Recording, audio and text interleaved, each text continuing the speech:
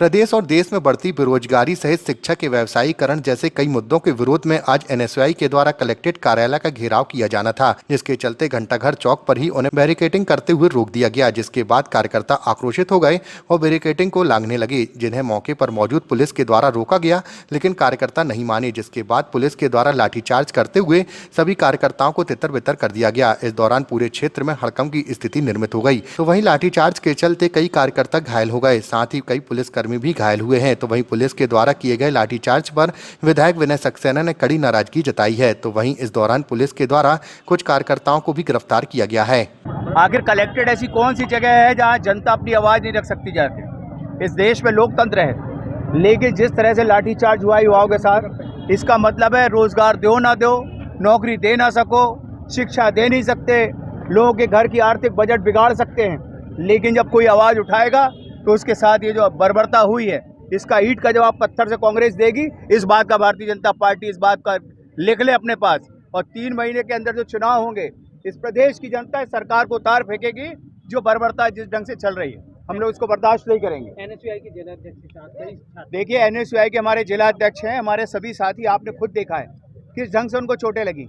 आखिर ये मारने की आवश्यकता क्या थी? क्या कोई कलेक्टर के पास कोई बदतमीजी हो रही थी? किसी पुलिस अधिकारी के साथ कोई बदतमीजी हुई? किसी आम नागरिक के साथ कोई तकलीफ हुई? जनता की आवाज़, युवाओं की आवाज़ अगर उठाने के लिए एनएसयूआई ने अपना बीड़ा उठाया है, तो जो ये लाठीचार्ज हुआ है, जिसकी जितनी भी निंदा की जाए उतनी कम है और उसका जवाब मिलेगा। मुझे चोट दाएं पैर के पंजे में और कंधे में और हाथ में चोट है। किस दौरान? जी, आज एनएसयूआई का प्रदर्शन था जिनको रोका गया कलेक्ट्रेट जाने से, तो जिन्होंने अनावश्यक प्रदर्शन किया और उस दौरान मुझे ये चोट आई है। अभी आपने विक्टोरिया? हाँ, मैंने विक्टोरिया में अपना इलाज कराया है, डॉक्टर ने मुझे दवाई दी है और दर्द अभी काफ़ी हो रहा है। भिड़ंत हुई, इसमें आपको भी कुछ चोटें आई, कहाँ आई हैं और क्या प्रॉब्लम? जैसा कि आप लोगों को जानकारी में है कि घंटाघर पर एनएसयूआई के द्वारा जो प्रदर्शन किया जा रहा था, कार्यकर्ता पदाधिकारी अचानक आक्रामक हुए और उनके द्वारा जो झूमाझटकी पुलिस बल के साथ में की गई है, उसमें मुझे भी चोट पहुंची है। मुझे दाहिने बाएं पैर पर, बाएं हाथ पर और कंधे पर मुझे चोट पहुंची है। कितने लोग ऐसे हुए पुलिस इंजर्ड है देखा जाए? करीब 3 या 4 हमारे पुलिस के साथी इंजर्ड हुए हैं इसमें। मुठभेड़ में किस तरीके से आप पर चोट आई है? क्या घसीटा गया है या गिराया गया? आज कार्यकर्ता अचानक आक्रामक हुए हैं, उसी दौरान ये चोट पहुंची है। देश की सरकार के द्वारा जिस तरीके से इस देश में युवाओं को, छात्रों को ठगने का काम किया जा रहा है, लगातार बेरोजगारी बढ़ रही है, उसके विषय में कोई बात नहीं करता। आज शिक्षा का व्यवसायीकरण की बात करें तो कॉलेज द्वारा अपनी मनमानी से फीस वसूली जा रही है। आज चिकित्सा का व्यापारीकरण किया जा रहा है।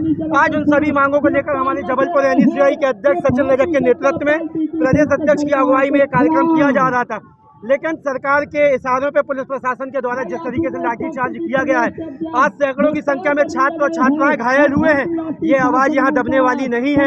आज ये करण तामशेदवार हमारे राष्ट्रीय सचिव हैं, ये घायल हुए हैं, सभी यहाँ पे घायल हैं। कल से मध्य प्रदेश में एनएसयूआई पूरे प्रदेश के हर जिले में लामबंद आंदोलन करेगी और जब तक इस सरकार को उखाड़ नहीं फेंकते तब तक छात्र सड़कों पर रहेगा। आज यहाँ से अगुवाई हुई है, आगे आंदोलन पूरे 3-4 महीने तक सड़कों पे देखने को मिलेंगे मध्य प्रदेश की।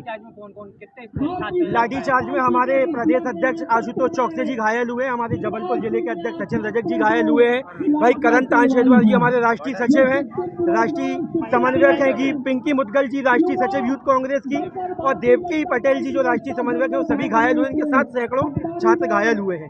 इसका काम है एनएसयूआई के आशुतोष चौकसे जी के नेतृत्व में कलेक्ट्रेट घेराव किया गया, जिसमें हमने मांग रखी कि नई शिक्षा नीति जो लागू हुई है वो सही तरीके से लागू की जाए, चुनाव करवाए जाए।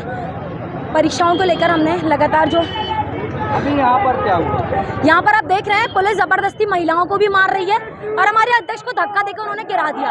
ये सबने कवर किया है, इसका हम विरोध करते हैं। आगे हम और बड़ा आंदोलन करेंगे। देवकी पटेल राष्ट्रीय ये एनएसयूआई के कुछ कार्यकर्ताओं के द्वारा आज कलेक्ट्रेट घेराव का आह्वान किया गया था, जिसमें घंटाघर पे एक बैरिकेड वगैरह पुलिस के द्वारा लगाया गया था, क्योंकि घंटाघर से आगे जाने की इनको अनुमति नहीं थी। फिर भी इनमें से कुछ के द्वारा प्रयास किया गया बैरिकेडिंग को लांघने का, इसीलिए आवश्यक मामूली वैधानिक जो बल होता है वो प्रयोग किया गया है और इनमें से कुछ की गिरफ्तारी भी की गई है और कार्रवाई अभी जारी है। मैडम, कितनी गिरफ्तारी? इसमें लगभग 15 से 20 लोगों की गिरफ्तारी की गई है अभी तक। इसमें जो भी आवश्यक मामूली बल था वो प्रयोग किया गया है, क्योंकि कुछ के द्वारा बैरिकेड को लांघने का प्रयास किया जा रहा था और पुलिस के प्रति वो आक्रामक हो रहे थे।